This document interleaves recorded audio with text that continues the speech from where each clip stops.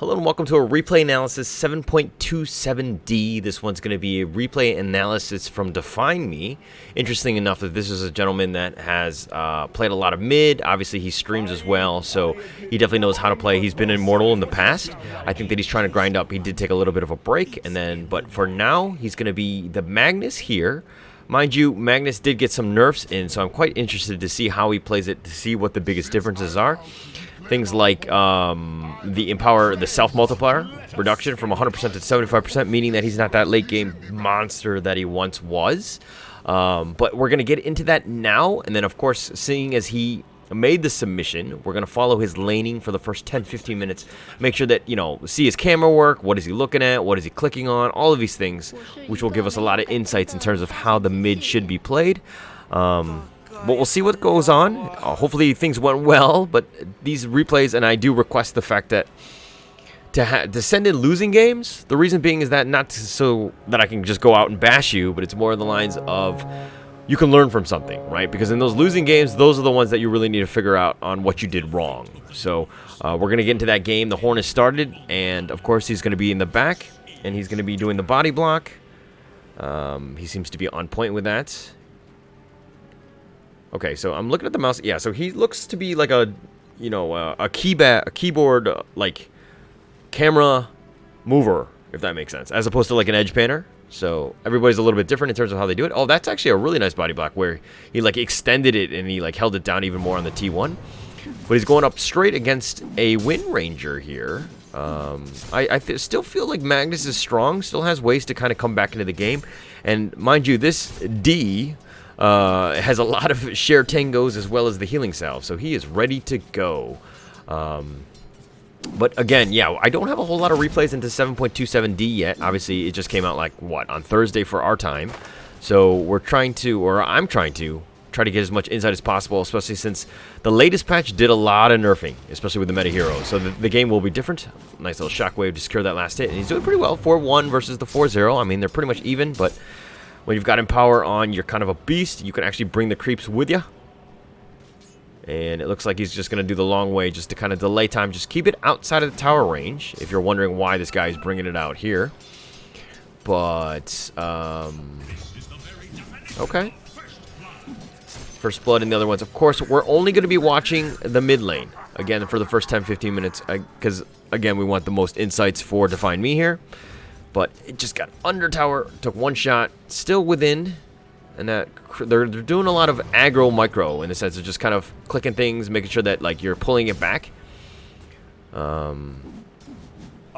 Nice, you got it before the tower did. Got the range creep, which is all very important. But it's pretty even so far. Courier's on the way. Sorry, he didn't click on it, so I should not click on it as well. As another shared tango. Okay, explain that to me. Why were the two tangos, the shared tangos, on different timers? Did you see that? There was like one on 25 seconds and the other one was 0. Was that a bug? Alright, cool. But yes, if you play the dumpster, you can use your replay. Excellent, I will. And I will do it without your permission. So let's play. But although we'll probably play a game. But he's got a salve if he wants to use it. But he's staying a little low, which scares me. Oh, the power shot misses. Okay. Calculated. But that was actually really nice because he went on a vision because the creeps were not on the high ground. They were right a step below. Okay. This is scary. No? Yeah, okay. That was a bit of a misplay. I mean, the first power shot, got it. You made it. But the second one, that was a little too risky in my opinion. I definitely would have backed up and salved and played a little bit more conservatively. And actually, you paid with your life, not giving up first blood, though. So, not the worst thing in the world. You got your chick here waiting for you as you TP on in, obviously, so that it doesn't go back and waste time coming back to you. And now you've got a stick here. Oh, okay. Yeah, it's the backpack call. Oh, nice. Good call. I forgot about the 50%. Yeah, it's any item. But so generally speaking, like even with like neutrals, with like the shovel, I'll put it in my backpack, and obviously the cooldown is a lot longer, but I feel like it's kind of not really worth. Oh, wind run here. He's gonna look at a trade. Max is probably gonna have to back up here, but the creep wave not in the most ideal of spaces, and Wind Ranger is gonna back up and just salve on up and she should be good to go. Yeah. Actually, thinking about it, yeah, that was a new question by me. I know Dota, I swear. Alright, nonetheless, it's a little under tower here. Still tops. Still doing really well, right? This is versus a 15-3 Wind Ranger. And I like... Oh, the haste? Yeah, he skewers on forward, make sure he gets it. And he's going to go for the Wind Runner? No. So looking for the deny, though.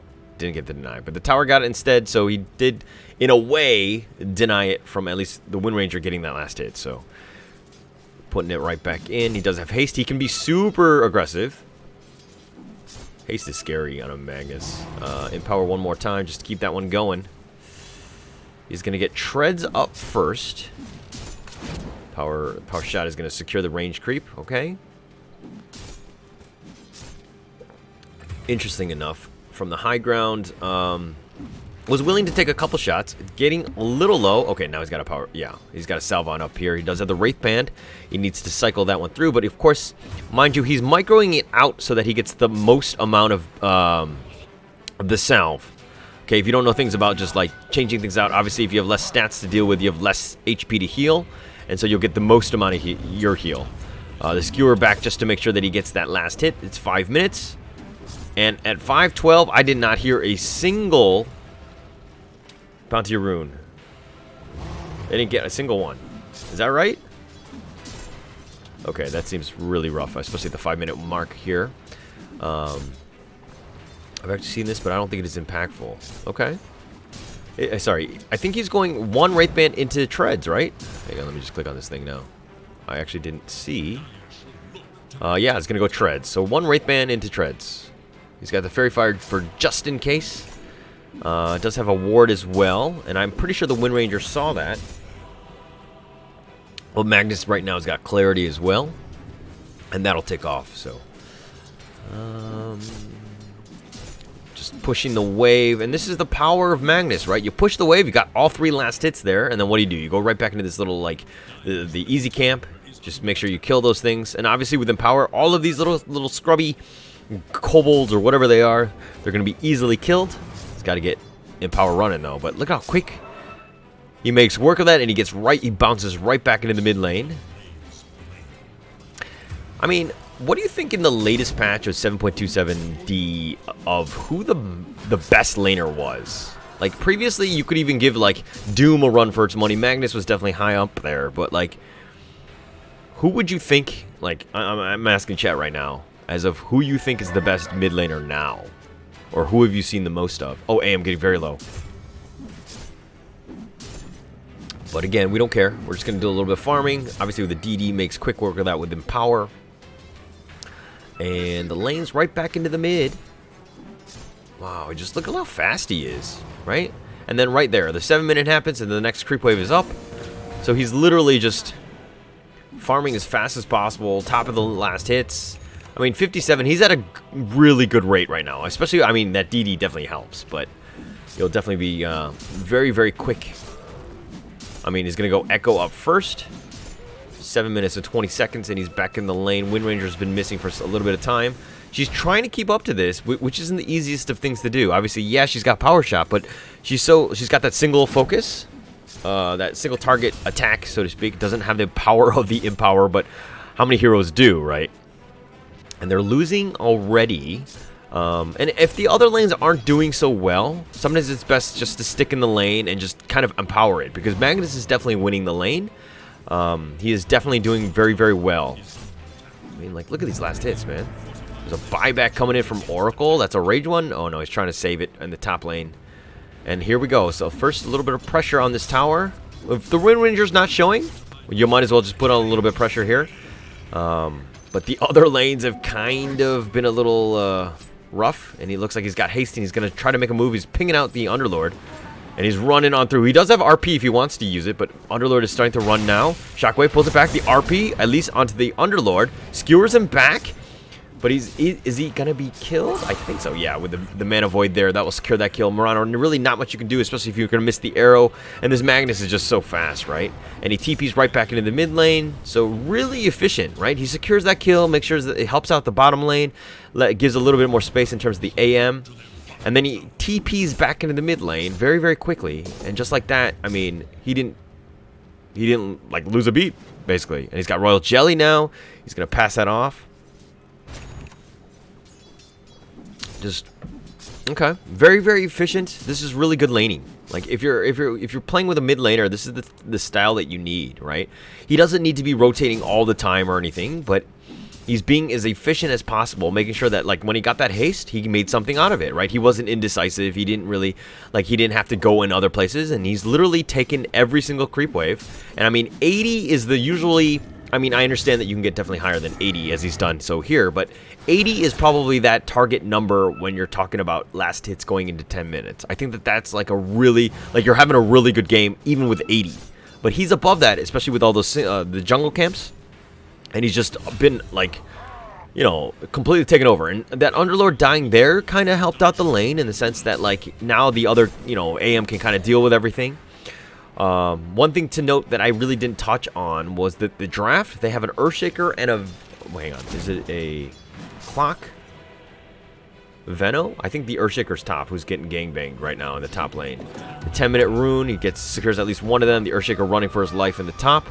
But again, he's right back in. And this is kind of why I really like replays. Because of the fact that, you know, you get to see exactly how this mid laner can be as efficient as possible.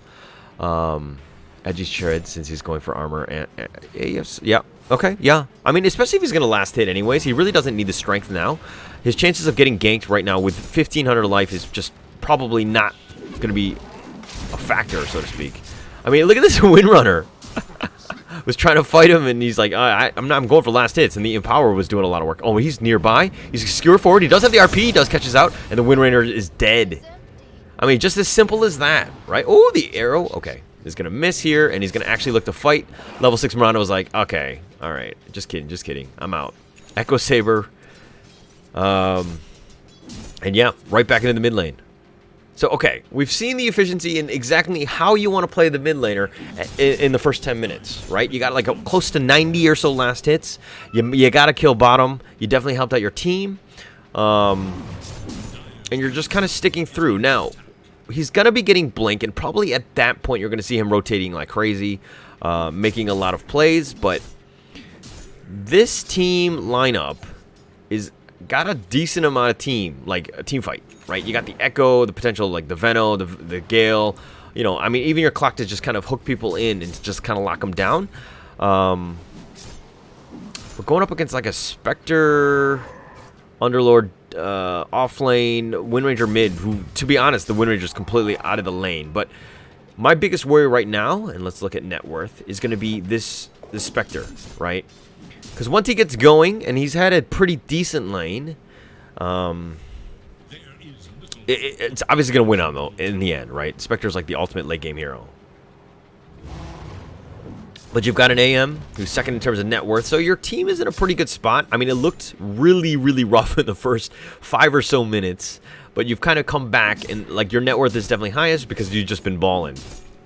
And you've been efficient. You've almost got your blink. This is pretty good timing. Echo blink, I think, is the way to go, especially if you're going to be like a mid and you want to be making some plays. So he's moving through. The one thing that he hasn't done, though, is done enough tower damage, which is fine because of the fact that he's taken, you know what I mean, like he's been going from camp to camp. Ooh, the hook misses, but he gets invis. That's fine. Like Kobold in like 2 shots, or it was like literally 1 shot because the Echo did the second one, right? And he's 50 gold away at like 13 minutes. That's pretty sick. That's actually really sick. Really good timing, really good laning. Okay, and so now what are they going to do? The only thing that I can see right now is the clock is kind of moving around, is moving towards the bottom lane, but doesn't really have a whole lot of mana, and that's just for a single Underlord. At this point, I would think that you would want to make a little bit of, you want to pressure. Oh, the AM getting so low. Mirana coming out of the blue. The cogs are there. And he does it, skewers him back, and he, oh my gosh, into an RP. Really well played. Make sure that they secured it even after the leap. Caught it with the RP and was like, no, you're not going anywhere. I'm going to take that kill. So, and actually through the end of it, Sohi, the AM here, I don't think this is a party game or anything, but the AM secures both of those kills, really accelerating his farm. So they should be fine. What does he do? He runs right back in. Again, only issue is not having a TP here. But good rotations. Really nice. Just helps secure an extra 2 kills bottom, right? More space for the AM. Now, how are you going to react? Obviously, you've got 90 more seconds until that RP is back up. TPs are coming, and that Earthshaker's running for his life. Getting very low. The nice hook shot, 2-man cogs, and that's going to do a lot of work. He's going to leap out, at least with Mirana. Spectre does get skewered back. The shockwave, excuse me. The skewer forward doesn't actually find anybody, but here comes the Underlord, who's level 9 versus your Magnus. Magnus is like, all right, I'm just going to get the creeps. And Underlord's like, all right, I come in peace. Here's a high five, maybe. Okay. Okay. The shackle was a little off the mark there. He's going to get Silver Edge up next. Obviously, that does really well against the Spectre. Something that you want to do. And obviously, the Echo into Silver Edge is just kind of, it's like a natural item progression. Okay. Gets the regen on the Mirana. Sorry, on the Wind Ranger. And it looks like there's a little bit more farming. Okay, we're about the 15-minute mark. I think that we've seen enough exactly of how he's playing. Definitely creating a lot of space. Spectre here, on the other hand, that's why. I mean, was kind of balling, but instead of going like a blade mill or drums, to, well, I actually prefer drums, but is gone for a Midas, right? So this means that you can't really fight as well. It does kind of work. I prefer drums because I feel like you need to fight just in case, and you're not like putting your team at a disadvantage where they have to play the game, the early mid-game 4v5. They did find the Oracle. Veno is kind of in the wrong area. AM is coming along. And wow, this Veno is taking a ton of damage from the Spectre, who's literally just running up on him. The Cog's in, catches out at least the Oracle. The Moonlight is going to be used. I don't know if they have dust. They do have a flare, though. And that should be the end of that. But mind you, all of these heroes are here, and not a single one of them, excuse me, has dust. Oh, we found the Mirana. Catches him out. And it kills the Mirana. Nice placement of the Sentry, just completely baiting it out. Again, another kill secured by the D. 3-1-3, really nice rotation there. And TP's right back in the mid lane. And that's where Wind Ranger wanted to go. Okay, as a Wind Ranger, okay, I was going to say the Demon Edge. Oh, the Shackle does connect. He should be fine. I don't think they have enough damage. And he's actually fighting under tower. Defineme is like, I don't care. It catches out the Spectre Haunts. Oh, and yeah. Like at that point, I probably wouldn't have stuck around. Now this tower is within deny range. But he probably should have skewered away a little bit faster, not under tower, and realizing that, you know, again, that Spectre Haunts, he's in there, right? And no matter how his positioning is, and this Earthshaker does get stuck into the Pit of Malice, and he's going to go down as well. And that's going to be a T1 top. Yeah. He would not have gotten killed, you're saying. That would have saved his life. Yeah, I think so too. But Oracle is still chilling, still babysitting the Spectre. MKB on the Wind Ranger. So she's kind of, while she didn't have the greatest of lanes, she did manage to get at least one big item, and that's not the worst of timings. I've seen worse. Usually they're on my team. But she's back in and she's able to play. I think MKB is like the new, like the priority item on a Wind Ranger, just because it does so much damage with focus fire and everything. It's quite a good item. Shackle does connect on the Earthshaker, and mind you, she was chilling in the trees for a while. The Echo's been used and doesn't even connect on the Wind Ranger. And yeah, very patient by the Wind Ranger. I mean, and that's pretty much the reveal of the MKB. And of course, you've wasted the Echo. So really good situation for the Dire to be in. And this Underlord, what was he doing? He's looking for a high five, and he was just standing around. The Dark Rift is now going to be used. But yeah, and he's going to zip on out of there. He's going to go back to the fountain. And it looks like the team is kind of grouped up. And mind you, this is the Divine. I think there were two ancient players, excuse me. But you can see just how they're grouping up already. Like, normally the Spectre, like, you don't see this guy until, like, the 30-minute mark, right? He's just farming in the back. But even off of the back of this, they're just like Underlord was here. Yes, he Dark Rifted back, but now he's kind of TP'd to the bottom, and he's just grouped up, and they've got a 5-man going, right? And so he's trying to create a little bit of pressure and just to kind of counter the movements of what the enemy team, you saw that a lot of them were kind of moving to the mid lane, right? Underlord was there, baited him out, and then he TP'd elsewhere. The hook is going to be there, the cogs, but it's actually going to pincer himself in with the arrow. The Venomous Gale, the 2-man RP does connect onto that, but there's a shackle, and they're going to look to turn around, and the skewer sends them all back, and Moonlight is now going to be used, but they're under tower, and the focus fire has been used on Magnus, who's keeping him alive for now. No, he does die in the end.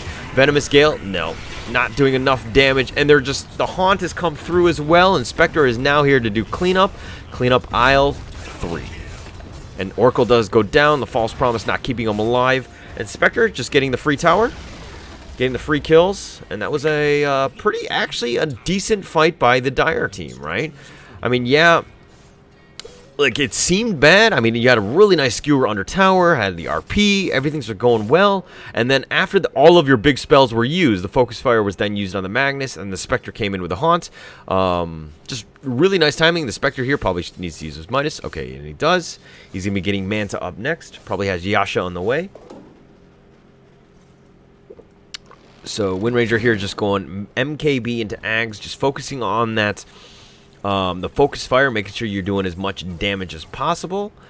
One thing, though, is that they don't really have, like, the Blink Initiator. I mean, yeah, you got Moonlight. Yeah, you got your Underlord who kind of just, like waddle up. And then everyone will know that he's coming. But, alright, and Magnus here, okay, was really quick to the Echo and the Blink. But you see exactly how he's kind of slowed down, right? He's taken a couple bad team fights. He's died. And he's still just getting his Silver Edge now, right? And there was, like, I would say, 8 minutes? Sorry, I completely missed some of your comments. Yeah, if secured immediately, he would have gotten the kill. Yes. I think 90% of the time you go for BKB after Dagger. Yeah, I think so too, actually. But I think that he was looking to just prioritize on the Spectre, but I don't think you needed that now. I mean, he's going to get the break here, and he's going to go. But he doesn't really have the RP and really no follow-up. And that Blade Mail does give a lot of respect. Okay. Alright, so he kills out that creep. But yeah, I think you're right. Because there's a decent amount of magic damage. And of course, stopping yourself from getting shackled or stunned and any of that definitely will help you. Now, the AM, though, we've been kind of quiet because he's been doing his own thing, right? Battle Fury, Manta, I think that those items are fine. Something a little defensive to keeping it out. Obviously, when you can Manta dodge out of stuff, that'd be great. But it's going to be going Basher next. TPs are coming. AM's going to look to get on out of there. Spectre, on the other hand, continuing on with the Manta. Whew. I feel like this Veno has been really underwhelming, right? Yeah, Veno is still Veno, and yeah, he's been nerfed a little bit, but I don't know. I feel like, I don't know. For me, I feel like the Veno offlane is just a lot better, just because you're getting some farm, and then you just become this, like, tanky, toxic, slowing machine, right? And I haven't really seen too much of an impact of this Veno, and it kind of shows in terms of the net worth. The Pit of Malice there being used. They do find the Spectre. He's kind of chilling. Hook shot catches him in. Moonlight is now going to be used. The dagger is going to just slow him down. The arrow does connect on the clockwork. Magnus is fighting. They do have a dust. They skewer back the Underlord, but I don't know if that's the right one. The Pit of Malice is now used, and as well as the Haunt. And they're going to just kind of retreat off of that. Oh, no. Spectre's going in. He definitely wants this. He's going in. He's looking for the Magnus. Doesn't have the vision. Should back up here. He's still chilling around. Oh, the break has now been used. The Blade Mail as well. Both cooldowns have now been used. The dagger does connect onto the Magnus. And this Spectre is just going to run up on the Veno. Who's more toxic? You or me? This Earthshaker? Oh, my God. Rough. Okay. Look. If you're an off-lane Earthshaker, I really dislike this Aghanim's straight-up first item. Yes, it gives you mobility and it helps you long run, but you had a rough lane. If anything, you're going to need the Blink to help you get into those fights and to make sure that you have meaningful echoes. At this point, seeing as that you're going with his Ags, you're literally like a position 4 or 5 Earthshaker, which has been next to no impact. The hook shot, I don't know if that's the right target. You got the RP, which is buying time, at least for your Magnus to get a couple kills, but the Spectre actually just chops up the clockwork, destroys him, and he's going to try to walk away here. So you bought time for the Mirana and the Oracle to be killed. Spectre's looking to fight. No, the Pet of Malice is going to slow him down. He's going to just kind of go invis now. The AM is now here. Catches out the Mana Void, so it's definitely worth something now. The Underlord is just going to kind of move away. He is super tanky still. He does have Halberd as well. He's going to be looking to get Pipe up on the list. And man, there's a 7-level difference in this AM. Okay, he's going to Dark Rift away. The Uber is coming, and he should be fine. Even with the bash, he's got nowhere to go. There's no way to stop that once they've hit the launch button. Wind Ranger here, still a ways away from, very close to the Ags. Hasn't really just bought it out, is saving up for some reason. Again, if you're ever in this situation, for me, you've got 1,800 surplus, right? Like, you need to spend that just so that you have less unreliable gold and there's less of a bounty on you. If you don't know what that means, please do look that up in terms of finding unreliable gold. Dota Wikipedia will do a better job of explaining that than I ever could. Marana here with a vessel and is looking to just kind of farm things out. AM just farming here. Does have Basher. We saw that. It's going to be getting up Abyssal next. Just more ways to kind of deal and lock down some of these somewhat elusive guys, but I think somebody needed to get MKB, and that's just to kind of counter the Wind Ranger. I feel like this is a they focus fire. Okay, well, Wind Ranger does have the Ags here, but no real way to initiate aside from, you know, running up to the guy, having Wind Run. So Manta, Scotty up next on the Spectre. 25 minutes. It just turned dark. And no, that is not the brightness of my computer. A couple wards being on the high ground, doing a little scouting. And that's good about, like, one big thing about Venno is that he wins the vision game. I mean, you've got this guy in clock. Ooh, the hook is a little too short. Alright, so the AM continue to farm up. Almost has Abyssal, but does not have buyback. So something to take note of if they ever to get him pick off. It's going to go Medallion Earn on the clock on a position 5. Okay. Smoke here. Flare. Shows nothing. They're trying to make a move. They're trying to get something happen. And mind you, they are up 7k. And they're right near the T1 tower. I do hear focus fire. And they do find the AM, who does die. I don't know if this is the greatest fight. Yes, you found the Oracle, but he's just going to use False Promise, keep himself delay this game. And it looks like the call for, at least for you, is to get on and to retreat. When you've lost your AM, that was a big of an issue. Clock not being able to go anywhere. Magnus is probably going to just try to run away. Venno, your courier going way too deep. That's a little unfortunate. You've lost 3 and you've only killed the Oracle. And this is how you kind of throw fights. Right, you throw team fights like this. The AM getting caught out, obviously a little unfortunate, but that's an all-out retreat. There's really no reason to continue on running, and losing the clock and Earthshaker in addition to that. Ooh, that's just frustrating, right? Like, this is a thing where people need to know that when you lose a team, like a teammate or whatever, yes, in this case, it's like the best case scenario in the sense that, like, he is your strongest hero on your team. If you lose your AM, your carry, you should not have any reason to fight. Like, it should just be an all-out retreat. I don't care how strong you think you are, Magnus, or any other core, but this is a time where you need to run, because they're going to find, I mean, they killed the AM very quickly, and they're going to move on, and they're going to 5-man it. It's going to be 5-on-4. If you don't know how big of an advantage 5-on-4 is, try to play basketball when you're down a player. It's the most frustrating thing ever, and you will not win. I did it because one guy was injured for a second. But anyways, the blink away, you dodge the arrow, and you should be fine. The wind run does miss the shackle, but he's going to force himself away. He's doing a lot of damage with that Ags and that MKB. Doing a lot of work. I mean, I guess, Wind Ranger, you don't need the blink if you can just blow people up. You know what I mean? Just literally walk up on it. But it's coming back to this lack of vision that the Radiant has. They don't really have a lot of, you know, map control. Oh, the Earthshaker just jumping in with his enchant totem. But the vessel does connect. The Fortune's Head's going to slow him down a little bit. The Underlord don't care. He's going to walk into this. He's been knocked out of the cogs. I mean, yeah, he's got a little less mana, but he's just going to walk away from this, and he should be fine. I mean, he's got a Hood as well. He does a Vanguard, so, I mean, he should probably commit to something, but Moonlight is now going to be used. They're trying to move in. The counterspell is now going to be casted on the AM, realizing that the Wind Ranger was near. He's going to run away. Okay. Spectre does have Mindbreaker if he wants to go. I mean, just shutting them down, not being able to cast spells, that silence can be pretty good. Yeah, the Spectre is just like taking all of the best neutrals, and it looks like he's going to be kind of swapping them in and out as the fight goes on. Oracle here, which is brown boots, Aether, support life, keen optics at this point. Magnus, yeah, you probably need to create a little bit more space, which is kind of odd to say because you think that the AM would be able to do this on his own right now, but the Wind Ranger's coming. Nice blink away, really intuitive. Really good game sense, and the Abyssal's now been used. Catches out the Mirana, not even able to cast Moonlight, and that's going to be an easy Mirana kill there. They do need to get at least the T1. You got to get something out of this. You do, but what is the next move? The Windrunner is moving through. They find the Veno. What? Okay, they get the hook in. He like literally ran right by him. The Windrun is there. The Venomous Gale is going to be used. The Pit of Malice as well. The Haunts. The Echo connects onto 2. Spectre now goes in after that, and he's going to do a lot of work, and it's just try to kill it, and the Earthshaker does go down. Oracle's getting focused now, but they've lost 2 so far. And mind you, this is just the fight where Mirana was already dead. The blink away, Magnus is still around. He does have his RP if he wants to go.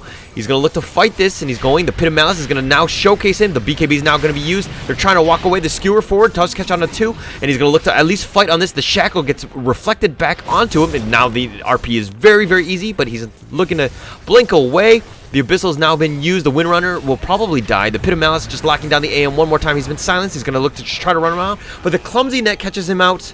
And he's got nowhere to go. The Wind Ranger actually buys back, and he's just going to look just to secure that. Moonlight's going to be used, and they're going to look to get more Mirana. And through that all, Magnus had actually TP'd on away, just keeping himself alive. Wow. A lot going on there with that fight. I mean, the Spectre was able to go in and out. They weren't able to control him and lock him down. I mean, he's just super tanky. This is the type of hero where you either focus him first or you focus him last. You don't go in between because he's just so tanky. I mean, he's got Scotty. He's got 3.2k HP. And you really needed to make sure that you kill all the damage dealers and even the Underlord in this case, because that pit is just so much control, right? Throughout the entire fight, like, he was just completely on him. Wasted chance on the 4-man RP if you BKB'd immediately. Yeah, okay. I mean, he was looking for that perfect RP, and everybody just saw him, and they just kind of backed away, and they never really gave him a good opportunity, and he only managed to get a 2-man RP. But yeah, yeah, agreed.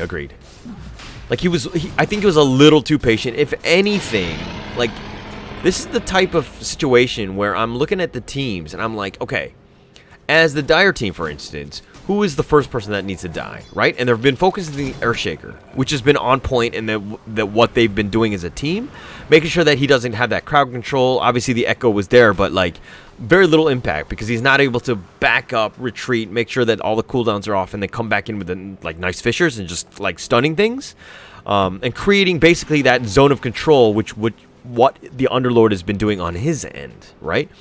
If you're looking at the enemy team, and they've been focusing the Oracle, obviously that guy's got to die first with the False Promise. The Wind Ranger's up next. But after that, it's a bit of a wash in terms of who can you control. I mean, Mirana's definitely on that list as well. But you kill the squishies, you got to prioritize, make sure you're there. And then if you're deciding to go on the Spectre, everybody goes on the Spectre. If you're going on the Underlord, everybody goes on the Underlord. So everybody's focused, and make sure that we kill the right one and we focus it down and blow it up as soon as possible.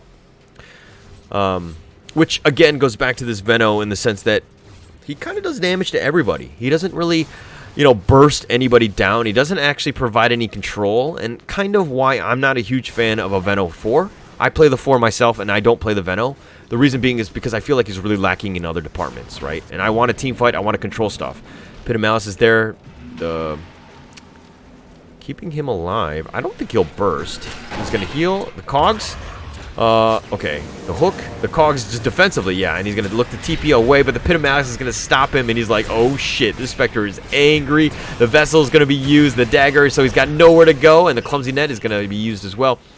Clock will go down. AM died on the end of that as well. Nice little pick off there, and this is the power of this Wind Ranger, right? She can literally just run up to you, get a nice shackle, and you're pretty much fucked. The arrow, don't think it connected. I think it hit one of the creeps instead, but you did skewer him back. But again, this Underlord and Spectre, oh, you're looking to fight this. Okay. I don't know what that was for, but okay, you're gonna try to skewer away, but now you get caught in, and that seemed like a bad fight there as you get caught in with that Pit of Malice. This Pit of Malice has been doing work. And yes, they've nerfed the Underlord, but as you can still see, he has that. He's still tanky. He's still got the, you know, that zone, that pit of malice. But yeah, like a really close game, a game that you were definitely winning, and now you've kind of had a couple of bad team fights. You've kind of thrown things, bad initiations, bad target priority, and you're seeing exactly what's happening, right? You're kind of falling apart at the seams. Your team really needs to get back, and how do they get back? This is a lineup that pretty much wants to just 5-man deathball it, right? There's really everybody just kind of sticking together. Everybody is a set.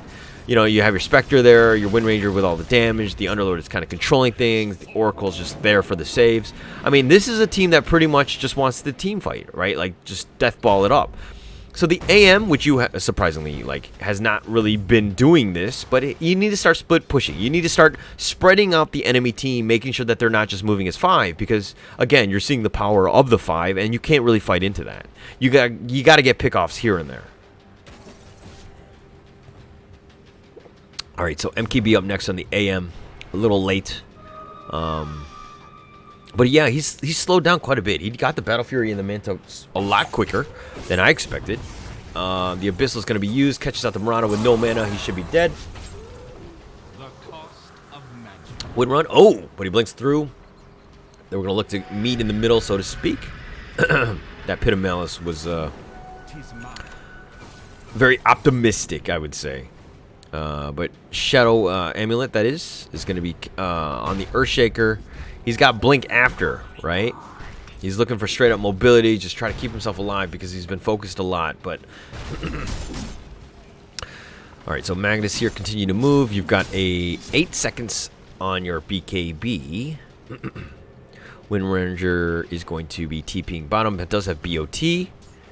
And yeah, she's been, I mean, this Orb of Destruction and everything, just so much damage, like the potential to blow up. Like at some point, guys are going to have to get Aeon Disc. And mind you, I feel like Aeon Disc would be better on an Earthshaker, because that guy just gets focused.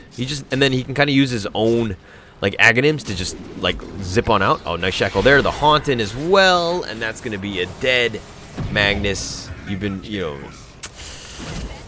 like, the ambushes are going to happen, right? And especially into that Haunt. That nice timing. Nice little combination there. And it's doing a lot of work right now. Do they go Lincolns? Do they go... Like, how are they going to counter this, right? This is becoming a problem. Because, like, the Wind Ranger can pretty much just do that at will. He just stays around. And the Shackle, Focus Fire, you're dead, right? There's really not much you can do. Especially if they've got Vision. And the AM and the Magnus, both of you guys have died on this. AM was looking to split, but he's being hunted down. Moonlight has now been used. I don't like the fact that he used his illusions like this. Like, I feel like as a pair, if you micro them... Hang on, let's see if he gets jumped here. It looks like the dagger's coming. They do find it. The Fortune's End is going to connect. It's going to slow him down. It's been charged up. Oh, the counterspell. Really nice. The dagger shoots out. The TP. They do spot him. And the Shackle's there, and it connects to the next tree, and that's going to be a dead aim. And there's nothing you can do. The Abyssal doesn't really matter. Just the amount of burst that they have. Even with the Oracle, and like this Spectre is actually starting to do damage. The Disrespect, the BMs are coming out. Get in your head, right?